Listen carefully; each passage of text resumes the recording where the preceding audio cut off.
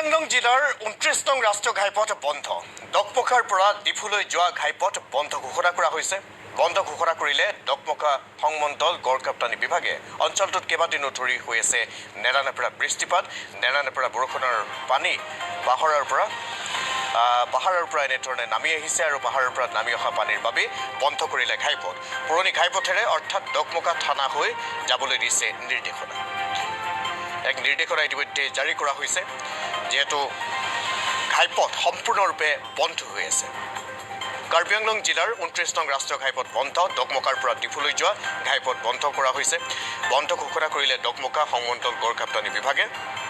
অঞ্চলটোত কেইবাদিনো নেৰানেপেৰা বৃষ্টিপাত অব্যাহত আছে আৰু নেৰানেপেৰা বৰষুণৰ পানী পাহাৰৰ পৰা নামি আহিছে। পাহাৰৰ পৰা নামি অহা পানীৰ বাবে বন্ধ কৰিলে এই ঘাইপথ। ঘাইপথেৰে অৰ্থাৎ ডকমকা থানা হৈ যাবলৈ দিয়া হৈছে নিৰ্দেশনা।